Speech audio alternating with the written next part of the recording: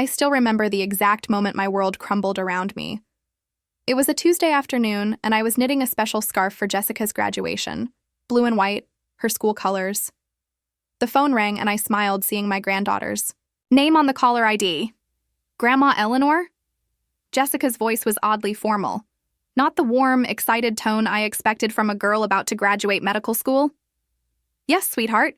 I was just working on your graduation gift. A pause. Then, about graduation, I think it would be better if you didn't come. My fingers froze mid-stitch. What do you mean? It's just. Another pause.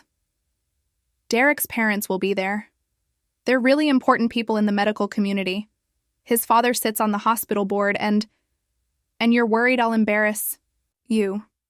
I finished, my voice barely a whisper. Before we continue, comment where you're watching from and subscribe to the channel. We'd love to see how far our stories are reaching.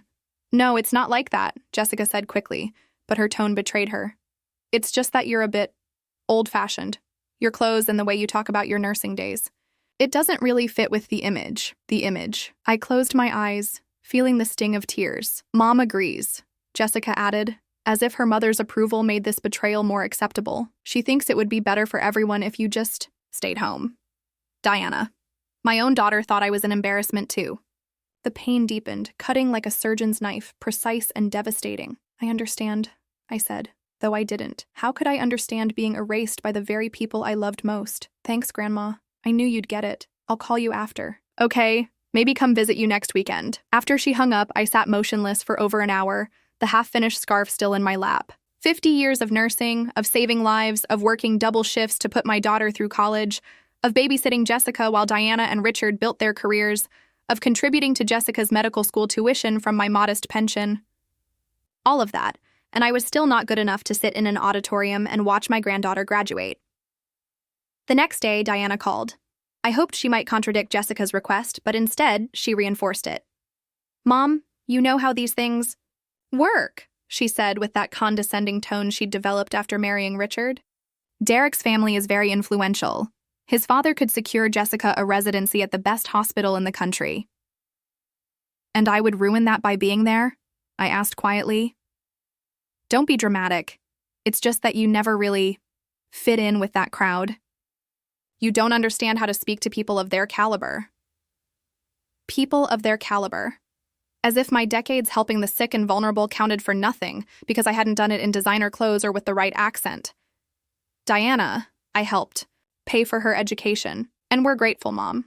But this is about Jessica's future. Surely you want what's best for her? That's always been the trap, hasn't it? If I argued I didn't want what was best for Jessica. If I insisted on attending, I was selfish, putting my feelings above her prospects. So I stayed silent and agreed not to attend, feeling the weight of invisibility crushing me. After hanging up, I went to my bedroom closet and pulled out the dress I'd bought for the occasion. Nothing fancy, just a simple blue dress with a matching jacket. I'd spent weeks looking for something appropriate that wouldn't embarrass them. Now it would hang there, unworn, like the parts of myself I was expected to hide. The day of Jessica's graduation, I sat alone in my small house, surrounded by albums that chronicled a different time. When Jessica would proudly introduce me to her friends, when she'd ask me to tell stories about my nursing career, when she'd say she wanted to be just like me when she grew up. The doorbell rang at 3 p.m., exactly when the ceremony would be ending.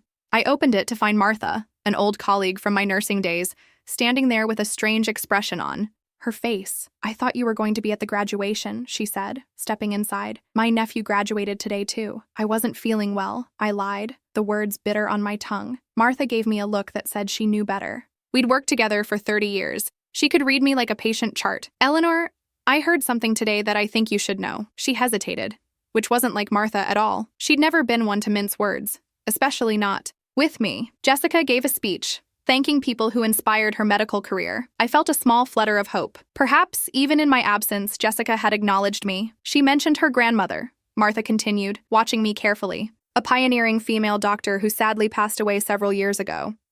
She said this grandmother had been her inspiration to pursue medicine. The room seemed to tilt. But I'm not dead, I whispered, and I was never a doctor. I know, Martha said gently, taking my hand. That's why I came straight here. Eleanor, she didn't just exclude you from the ceremony. She's created a fictional grandmother to replace you.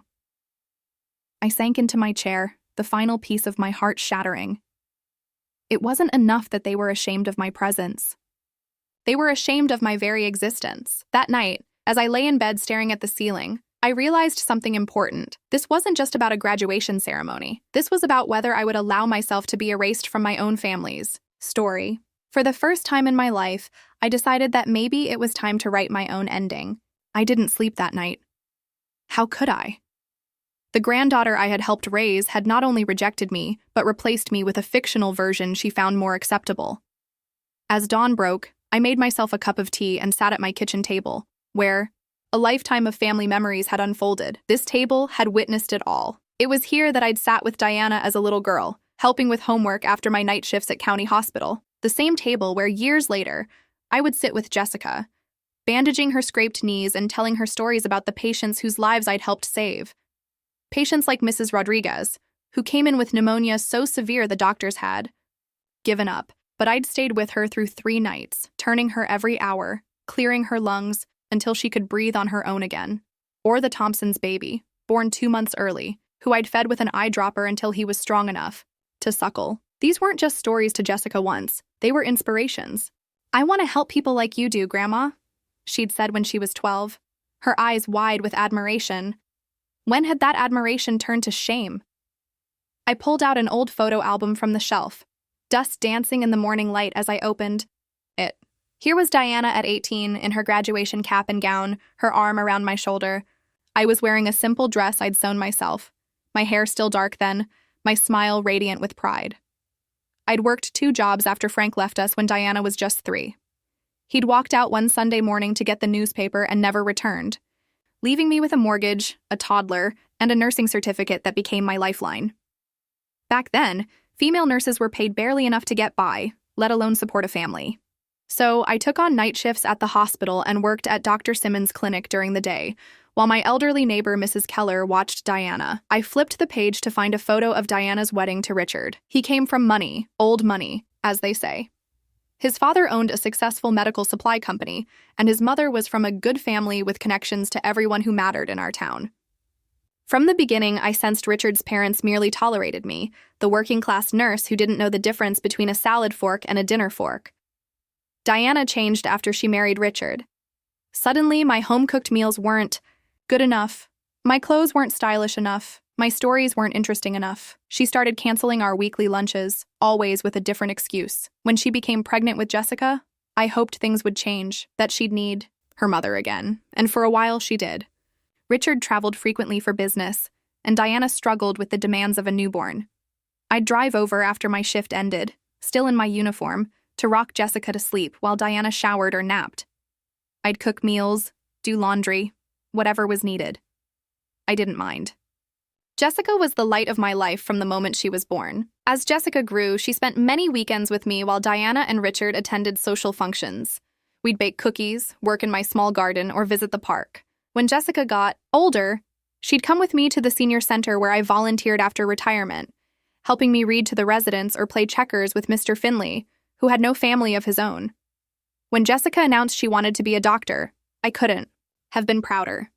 I'd started putting away a little money each month from my pension when she was born, just in case. By the time she was accepted to medical school, I had saved nearly $30,000. Not enough for full tuition, but enough to make a difference. "Grandma, you don't have to do this," Jessica had said when I handed her the check. "I want to," I told her. "You're going to be an amazing doctor, Jessica. You have both the brains and the heart for it." She'd hugged me then, tight and genuine. That was 5 years ago, before Derek, before she started spending holidays with his family instead of me, before she began referring to his father, Dr. Harrison, as her mentor, while mentioning my career less and less. The last time Jessica visited me about 3 months ago, she'd brought Derek along. He was handsome in that polished way with perfect teeth and carefully styled hair. He'd looked around my modest home with barely concealed disdain, picking up my nursing awards and setting them down without comment. When I shared a story about a difficult case from my days in the ER, he'd interrupted. "Well, doctors have to make the really tough calls," he'd said, as if my decades of experience counted for nothing because I didn't have MD after my name. Jessica had given me an apologetic look but said nothing to contradict him. I closed the album and put it away. Then I reached for my phone and did something I'd never done before. I called in sick to the community clinic where I still volunteered 3 days a week. In 47 years of nursing, I had never once called in when I wasn't actually ill. But today, I couldn't face anyone, not with the weight of my own invisibility pressing down on me. Instead, I did something else I rarely allowed myself. I cried. Not delicate tears, but gut-wrenching sobs that left me gasping for breath. I cried for the little girl who once looked at me with admiration. I cried for my daughter who had become a stranger. And I cried for myself, the woman who had given everything only to be erased when her existence became inconvenient. When the tears finally stopped, I made a decision. I wouldn't call Jessica or Diana. I wouldn't demand an explanation or beg for inclusion. If they wanted to pretend I was dead, or that I had been someone else entirely, I would give them the silence they seemed to crave. But I would not disappear. Not completely. Not yet. Graduation day arrived with painful clarity. The weather was perfect, sunny with a gentle breeze, as if even the sky was celebrating Jessica's achievement without me. I spent the morning cleaning my house with unusual thoroughness, scrubbing baseboards and reorganizing drawers, anything to keep my hands busy and my mind occupied. At noon, I found myself in front of my small jewelry box, fingers hovering over the silver caduceus pin I'd received after 30 years of service at County Hospital. I'd planned to give it to Jessica today, a symbol passing from one generation of medical professionals to the next. Now it would stay in its velvet-lined compartment, another piece of myself deemed unworthy of acknowledgement. The doorbell rang at 4:30 p.m. I opened it to find Martha again, this time with a program from the graduation clutched in her hand. "I thought you might want this," she said, stepping inside without waiting for an invitation. That was Martha, direct and unstoppable, a bulldozer in sensible shoes. I took the glossy program, my fingers trembling slightly. Jessica's name was there in the list of graduates, with honors noted beside it, pride and pain tangled in my chest. "There's something else," Martha said, pulling a small digital recorder from her purse. "I recorded Jessica's speech. Thought you should hear it yourself." I stared at the device. "I don't know if I can." "Eleanor Dawson," Martha said firmly, using the tone she'd used when we had difficult patients. "You've held the hands of dying people. You've worked 36-hour shifts during city emergencies. You can handle this." She pressed play. Jessica's voice filled my living room. "I want to thank those who inspired my journey in medicine. My parents, who always pushed me to excel. My boyfriend Derek, whose passion for medicine is contagious." Pause then. "And most importantly, my grandmother, Dr. Elizabeth Dawson, who was one of the first female cardiologists in this state. Though she passed away when I was young, her legacy inspired me to follow in her footsteps. I only wish she could be here today to see that her pioneering work as a woman in medicine lives on through me." Martha stopped the recording. The silence that followed was deafening. "Elizabeth was your mother's name," I said softly. Martha nodded. "I remember, but she wasn't a doctor." "No. My mother had been a seamstress who died of an untreated heart condition because we couldn't afford medical care. She's using my mother's name for her fictional grandmother." "There's more," Martha said hesitantly. After the ceremony, I overheard Jessica talking to Derek's parents. Mrs. Harrison mentioned how wonderful it was that Jessica came from good medical stock on her grandmother's side, even if her mother's side was less established. And Jessica didn't correct her? Martha shook her head. She smiled and thanked her for the opportunity. "I see." And I did see, with painful clarity. This wasn't just about one graduation ceremony. Jessica wasn't just hiding me. She was creating an entirely new lineage for herself. After Martha left, I pulled out my old nursing journals from the hall closet.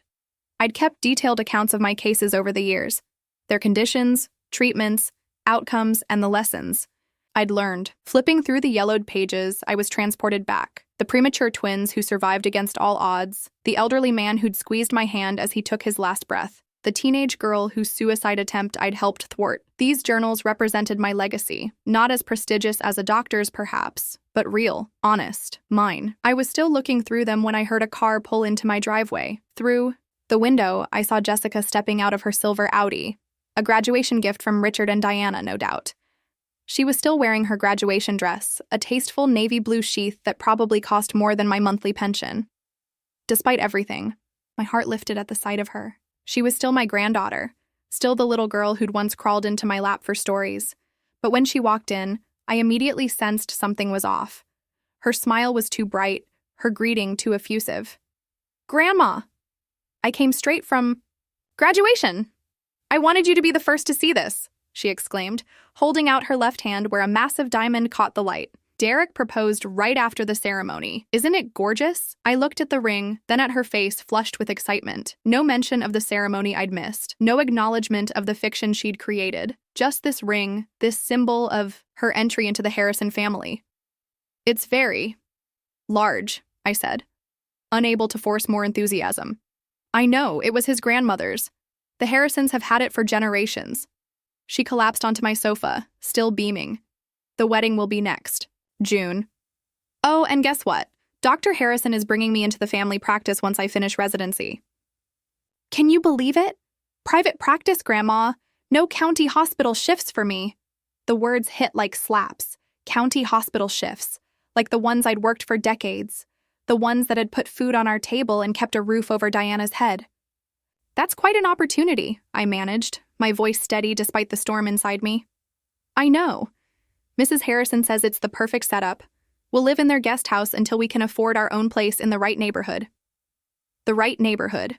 Not my neighborhood with its modest homes and working-class residents. "Jessica," I said quietly, "Martha attended your graduation today." Her smile faltered for just a moment. "Oh, I didn't see her. She heard your speech about your grandmother, the cardiologist." Jessica's eyes darted away, then back to me, her expression shifting to something more calculated. "Oh, that. I was just trying to honor great-grandma Elizabeth's memory, making her part of my special day, by turning her into a doctor when she died because we couldn't afford one." Jessica shrugged, uncomfortable but not apologetic. "It's just a speech, Grandma. It sounds better this way. More inspiring." "More impressive to the Harrisons, you mean?" She didn't deny it. Instead, she looked at me with what I realized was pity. "Grandma, you don't understand how this world works. Connections and background matter in medicine. The Harrisons are offering me everything I've worked for." I felt something harden inside me. "And what am I offering, Jessica? What have I ever offered you?" Jessica stared at me, her mouth opening slightly at my question. She recovered quickly, her expression shifting from shock to something between pity and condescension. "Grandma, of course you've offered me love and support. I didn't mean—" "What else?" I pressed, surprising even myself with my directness. "Well, you've always been there for me." "Yes, I have." I reached for my purse on the side table and pulled out my checkbook register. The small book was worn at the edges from years of careful use. "I've been there with $30,000 toward your medical school tuition." Jessica's cheeks flushed. "I appreciate that, Grandma. You know I do." "Do I? You've created a fictional grandmother who's a doctor rather than acknowledge the real one who's a nurse. The real one who helped put you through school." "That's not fair. It was just a speech. Just a way to make a point about legacies?" I interrupted. "About continuing a tradition of medicine. I have a medical tradition, too, Jessica. Not as prestigious as a cardiologist, perhaps, but I saved lives. I brought babies into this world. I sat with the dying when no one else would." She shifted uncomfortably. "I know that, Grandma. But it's different for women now. We have to position ourselves strategically." "I was strategic too," I said quietly. "When your mother was little and your grandfather left us, I strategically worked double shifts to keep a roof over our heads. When you were born, I strategically put away part of every paycheck so you could have opportunities I never had." Jessica's eyes darted toward the door, clearly wishing she could escape this conversation. "I didn't come here to argue about a speech. I came to share my good news about the engagement. An engagement to a man whose parents think less of you because your mother's side is less established," I said, echoing Mrs. Harrison's words. Her eyes widened. "You don't understand. The Harrisons have connections. Their practice is the most prestigious in the city." "I understand perfectly," I replied, setting down my checkbook register. I was surprised by how calm I felt now. "You're making choices about what you value. We all do." Jessica looked at her watch in an exaggerated gesture. "I should go. Derek's parents are hosting a dinner for us tonight." She stood, smoothing her dress. You're making this into something bigger than it is, Grandma. It's just how the world works. People care about connections and lineage. I nodded slowly. Yes, they do. I picked up one of my nursing journals from the side table. That's why I'm going to make sure my lineage isn't forgotten. Jessica frowned. What does that mean? It means I'm done being erased. I stood up, my back straight despite the weight of decades. I won't attend your wedding if you're ashamed of who I am. I won't pretend to be someone else to make your future in-laws comfortable. Grandma, I never said I was ashamed. You didn't have to say it. You showed it. Now I'm showing you where I stand. Jessica's expression hardened slightly. You're overreacting. It's just a wedding. It's not just a wedding. It's not just a speech. It's my life, my existence. I moved toward the door, opening it. I hope the Harrisons' dinner is lovely. Please give your mother my regards. She stared at me for a long moment, her eyes searching mine as if looking for the grandmother who had always yielded, always accommodated, always put her needs first. That grandmother was gone. Fine, she said finally, her voice tight. I'll call you tomorrow when you're feeling more reasonable. After she left, I sat in my living room as darkness fell, not bothering to turn on the lights. The weight of the day pressed on me from all sides. Jessica's dismissal, Diana's absence, Martha's revelation. I had lived my entire life trying to be there for my family, stepping back when needed, supporting from the shadows, never demanding recognition. And where had it gotten me? Erased, replaced with a more impressive fictional version. My phone rang several times that evening. Diana, then Jessica, then Diana again. I let each call go to voicemail. I wasn't ready to hear their explanations or justifications. I needed to find my own footing first. The next morning, I woke with a clarity I hadn't felt in years. I showered, dressed in my most professional outfit, a simple navy suit I kept for special occasions, and drove to my credit union. I'd like to discuss my accounts, I told the young woman at the desk. I'm considering making some changes to my financial plans. 2 hours later, I left with a stack of paperwork and a sense of purpose. My savings weren't vast, but they were respectable, the result of decades of careful budgeting and modest living. I had always assumed they would go to Diana and Jessica when I passed. Now I had other ideas. When I returned home, Diana's car was in my driveway. She was sitting on my porch steps, her designer sunglasses pushed up on her head, her expression a mixture of annoyance and concern. Mom, where have you been? I've been calling you since last night. I unlocked my front door without answering, gesturing for her to follow me inside. Once we were seated in the living room, she wasted no time. Getting to the point, Jessica told me you were upset about her graduation speech. Mom, you're making too big a deal out of this. It was just a nice tribute to Grandma Elizabeth, was it? I asked calmly. Or was it a convenient fiction to impress Derek's family? Diana had the grace to look slightly embarrassed. The Harrisons are very particular about pedigree. You know how these old families can be? No, I don't. I was raised by a single mother who died because we couldn't afford a doctor. I raised you alone after your father left.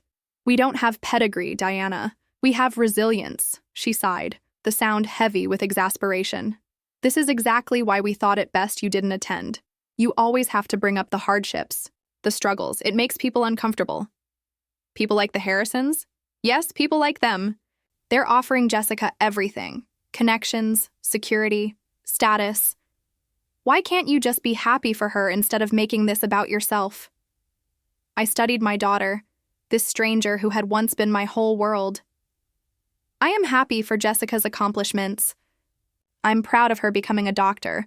What I'm not happy about is being erased because my existence is inconvenient to your social climbing. Diana flinched. That's not fair, Mom, isn't it? You approved of Jessica creating a fictional grandmother. You agreed I shouldn't attend the graduation. You've been embarrassed by me for years. My job, my home, my clothes. Everything I am has become something you want to hide.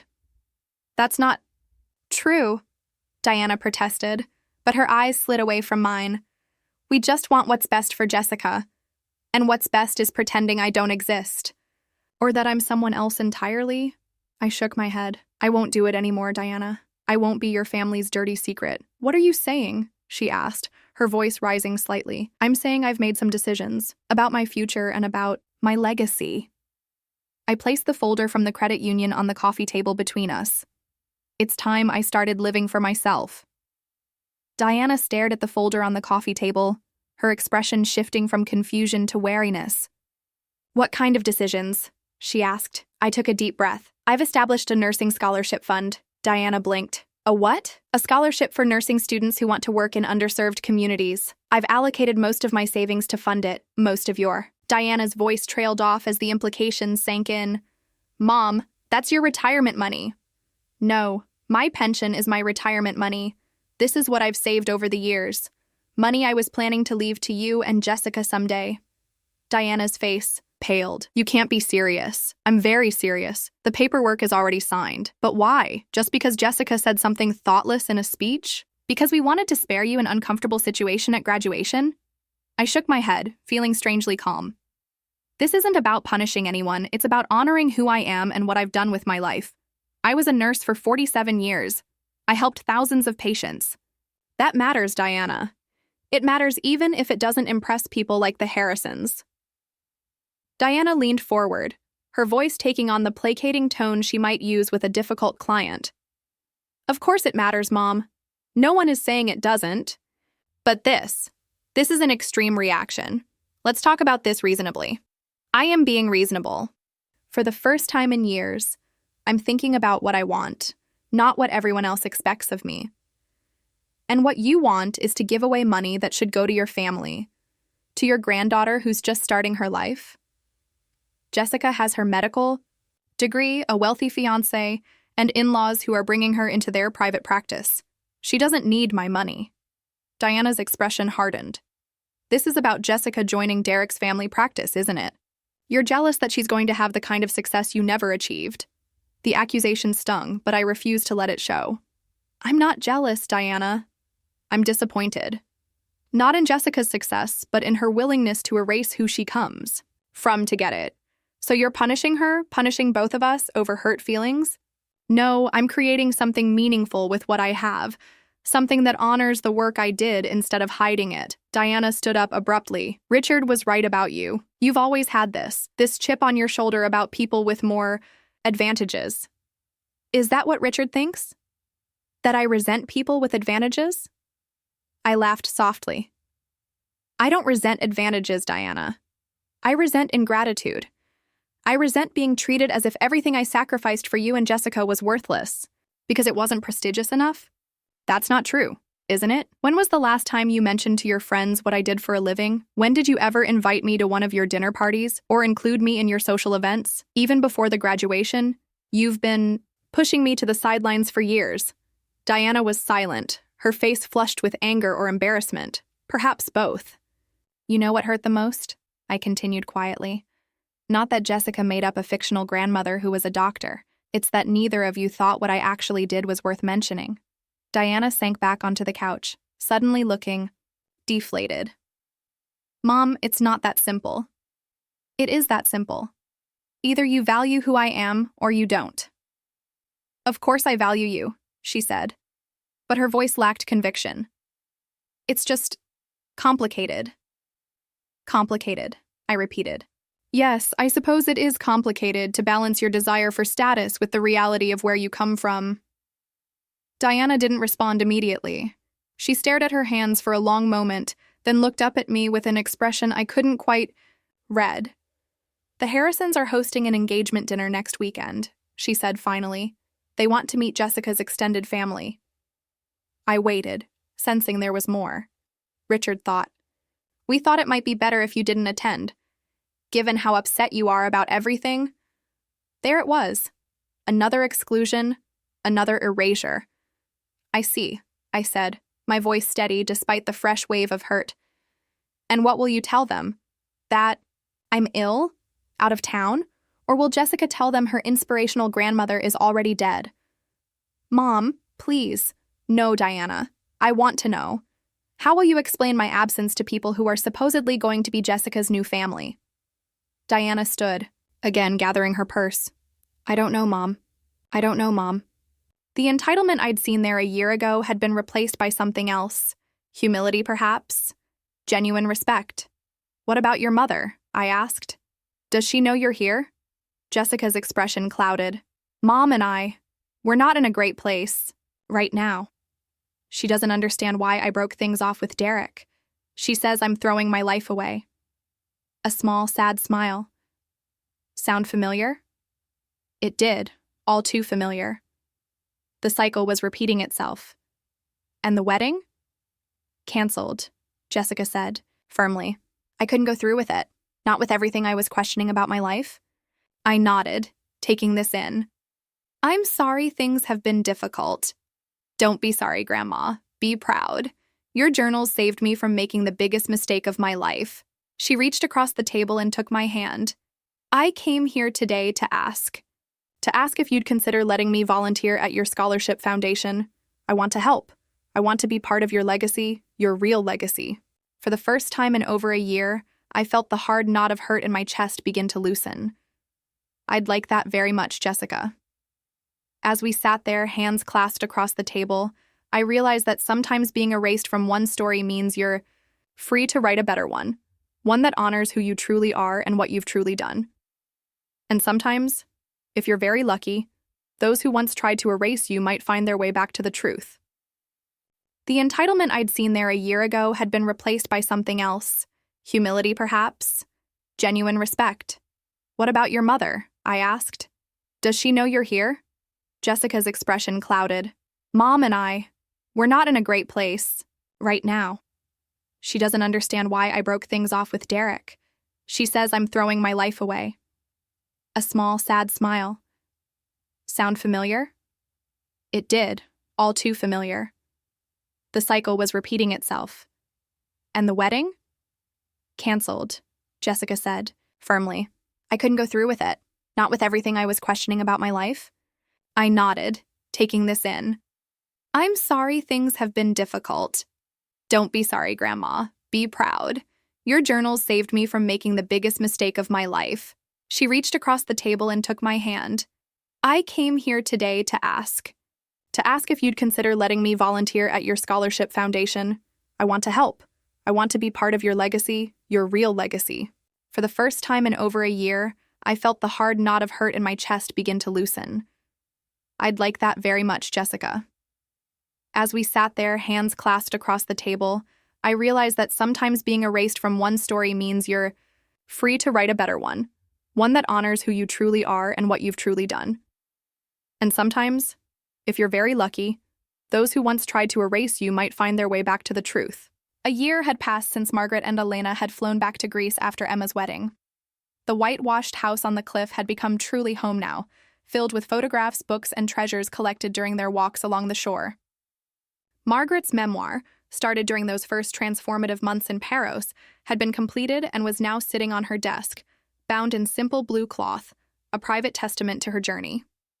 The morning air was fresh with sea breeze as Margaret sat on her balcony, coffee in hand, watching fishing boats returning to the harbor below. Elena would be over soon for their daily walk to the market, but for now she savored this moment of peaceful solitude. Her phone chimed. A text message.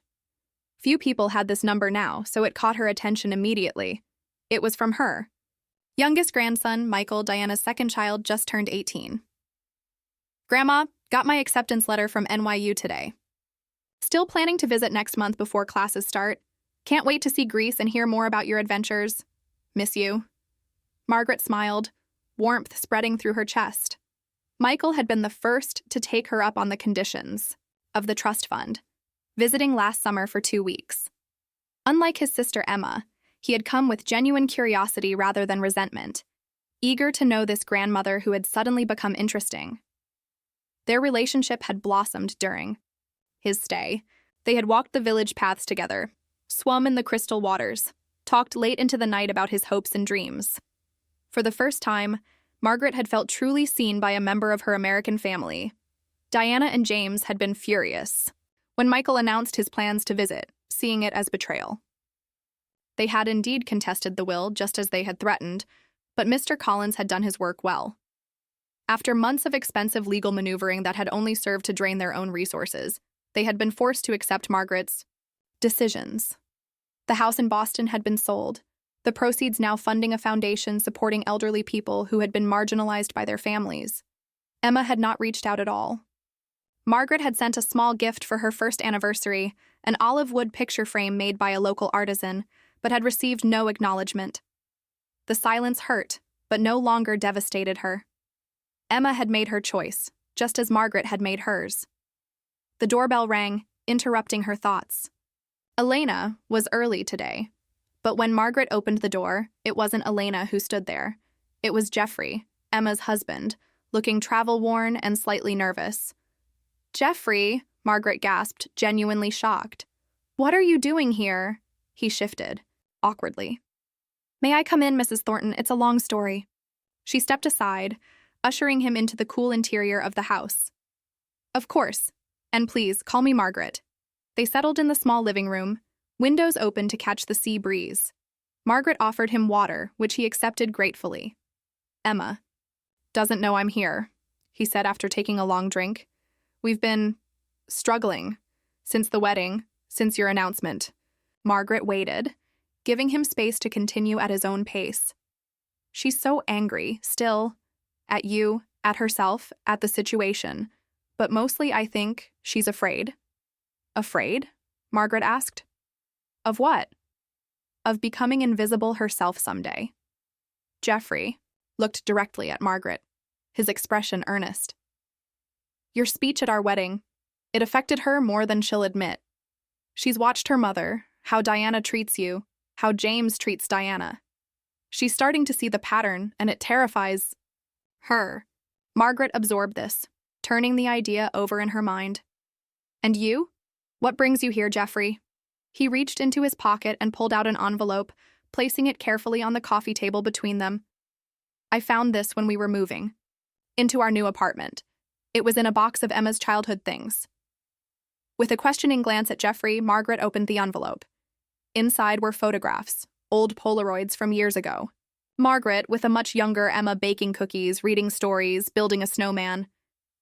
"There was a journal, too," Jeffrey continued, "from when she was about 12. She wrote about how you were her favorite person, the only one who really listened to her, who saw her."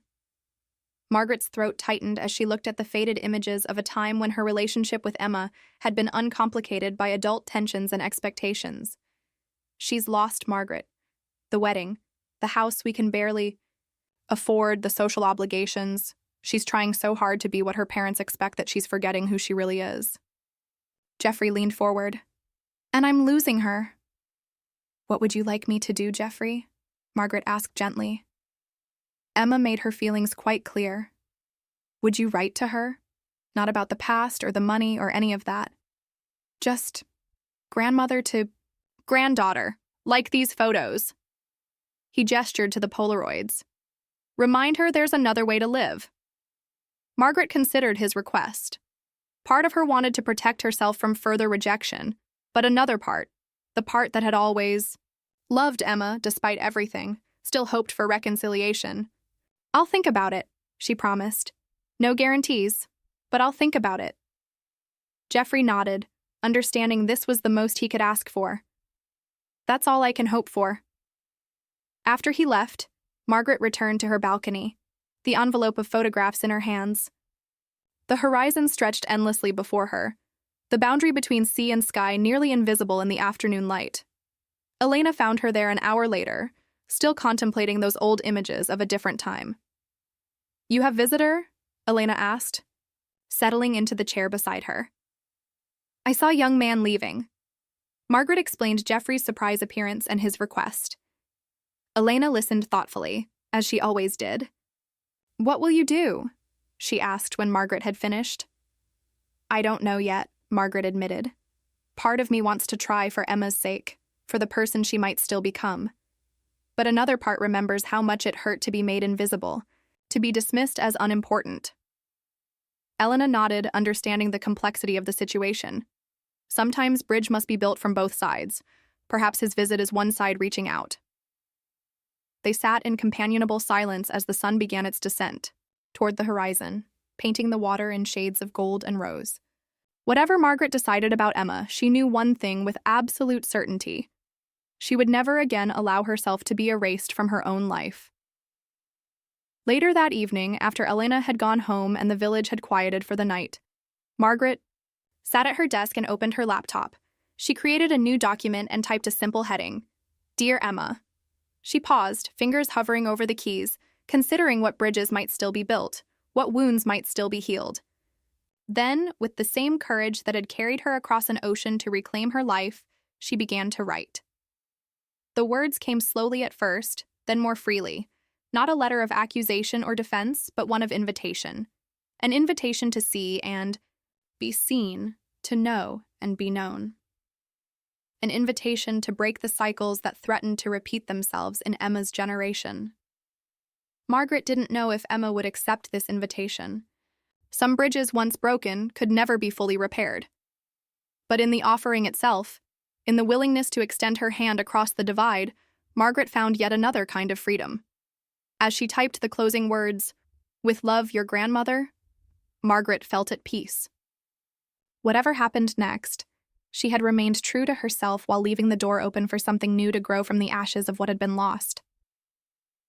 Outside her window, the first stars appeared in the darkening sky, pinpricks of light in the vast expanse. In their quiet, constant glow, Margaret saw a reflection of her own journey, from invisibility into brilliant, undeniable presence.